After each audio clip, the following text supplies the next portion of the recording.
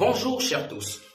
Nous avons l'habitude de dire, vous et nous, que nous aimons Dieu. Nous avons vraiment cette grossièreté de dire que nous aimons le Seigneur. Mais la parole déclare dans le livre de Deutéronome, chapitre 6, au verset 5, que tu aimeras l'Éternel ton Dieu de tout ton cœur, de toute ton âme et de toutes tes forces. Ça veut dire que quand la parole dit que tu aimeras Dieu de tout ton cœur, ça veut dire que tout ce qui est dans ton cœur, c'est-à-dire tout ce qui est de ton cœur doit fonctionner pour la gloire de Dieu. Tu dois le faire pour les intérêts de Dieu. Quand la Bible dit de toute ton âme, c'est-à-dire que le centre de tes émotions, tout ce qui te motive, tout ce qui te pousse à faire quelque chose, doit venir pour la gloire de Dieu. C'est-à-dire que la source doit venir de Dieu. Pour que tout ce que tu puisses faire, que tu le fasses pour la gloire de Dieu. Quand la Bible dit de toutes tes forces, de la même manière que tu travailles pour de l'argent, de la même manière que nous travaillons pour avoir le pain, pour nourrir ce corps qui est mortel, pour nourrir nos familles dont nous aimons. Tu travailles jusqu'à t'exténuer, tu travailles jusqu'à l'épuisement. Des fois même c'est au-delà de ta force, tu forces même le corps, juste pour nourrir ce corps. Et en particulier pour les biens qui seront détruits dans un instant, comme la Bible déclare qu'il ne restera pierre sur pierre qui ne soit renversée. Mais cette force-là que le Seigneur t'a donnée, c'est pour la gloire de Dieu que tu devrais travailler. Cette force, c'est pour la gloire de Dieu. Cette force que le Seigneur t'a accordée, c'est pour que tu travailles pour lui, pour sa gloire, pour les intérêts de notre Seigneur. Maintenant, essaie un peu de voir. Est-ce que, selon d'abord ce verset, est-ce que tu aimes Dieu? Ceux qui aiment Dieu, ce sont ceux qui font ce que je viens de dire. La Bible dit, toujours dans le même livre de Deutéronome, chapitre 11, au premier verset, la Bible dit que tu aimeras l'Éternel ton Dieu et tu observeras ses préceptes, ses lois, ses ordonnances et ses commandements. Tu vas me dire que c'est la loi. Mais le Seigneur n'était pas venu pour abolir la loi, il était venu pour l'accomplir, pour accomplir la loi. Ah oui, ça nous rejoint dans cette nouvelle alliance par le Seigneur Jésus-Christ. Dans Éphésiens chapitre 5 au verset 10, la Bible dit « Examinez ce qui est agréable à Dieu ». C'est-à-dire quand la Bible dit « observer » et « examiner », toujours ce qui est agréable à Dieu. C'est-à-dire que tout ce que tu dois faire, ça doit être pour la gloire de l'Éternel, la gloire de notre Seigneur, la gloire de notre Sauveur Jésus-Christ. Tout ce que tu dois faire dans ta vie, c'est pour la gloire de Dieu, c'est pour la gloire du Seigneur. Tu vas voir, dans l'Ancien Testament, on utilisait très souvent le mot « observer ». Mais dans le Nouveau Testament, qui est la Nouvelle Alliance, c'est le mot « examiner », le mot « obéir à la parole de Dieu ». En fait, ce que le Seigneur veut nous enseigner, c'est d'avoir de la révérence à l'égard de notre Seigneur et à l'égard de sa parole qui est lui-même. Maintenant, en fonction de ce que je viens de dire, Éphésiens, plutôt Deutéronome, chapitre 6, le verset 5, Deutéronome 11, le verset 1, il y en a tellement, il y a plein de versets. Lorsque tu regardes ta vie, lorsque nous regardons, on se rend compte qu'on n'aime pas Dieu comme il se doit. On croit que nous aimons Dieu, mais nous n'aimons pas Dieu comme Dieu veut que nous puissions l'aimer. Je vais te donner un petit exercice. Partout où tu vas, lorsque tu vas au travail, quelle est la première pensée qui t'anime? Tu vas au travail, surtout que dans le genre de travail où il y a le Wi-Fi, il y a la connexion et que tu as une liberté, tu peux naviguer comme tu veux. Quelle est la première pensée qui te vient en tête?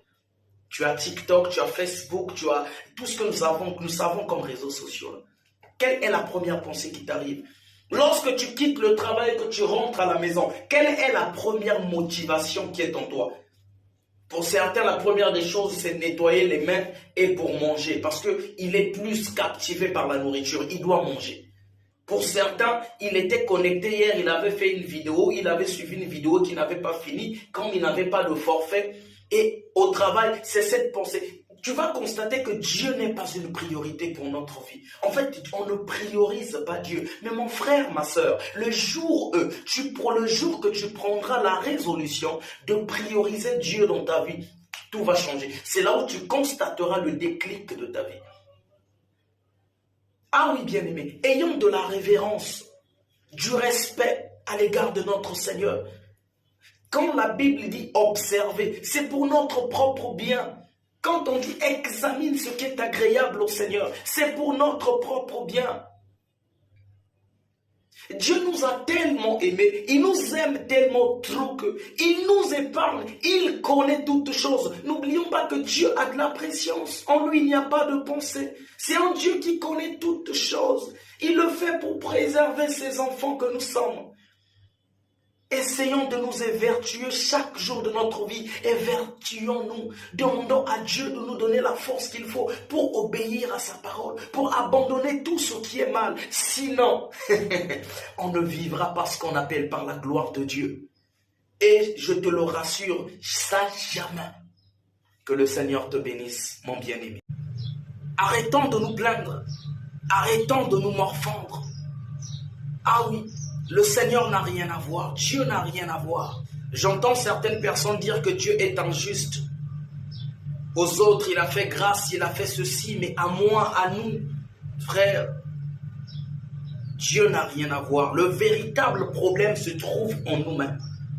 Le jour que nous prendrons la résolution d'aimer Dieu, nous prendrons la résolution de nous conformer au rythme de Dieu, à la parole de Dieu. Toi-même, tu commenceras à témoigner. Dieu a fait preuve de l'amour. Nous étions perdus. Nous étions dans les profondeurs de l'abîme. La Bible dit qu'il nous a tellement aimés jusqu'au point de donner son Fils unique afin que tous ceux qui devraient croire, parce que Dieu avait la révélation, il a la révélation.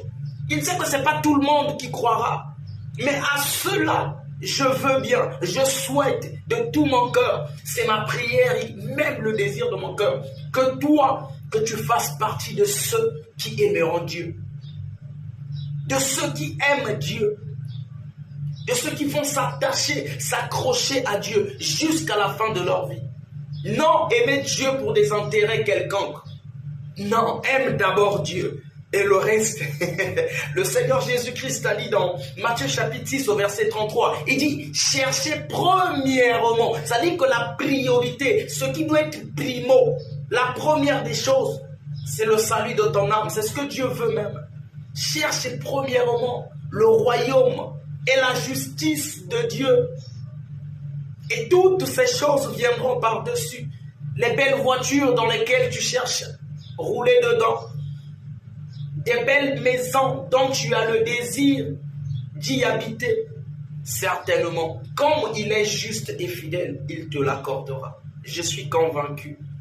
S'il a fait du bien à Job, il a fait du bien à David, il a fait du bien à Salomon, il a fait du bien à bon nombre de personnes.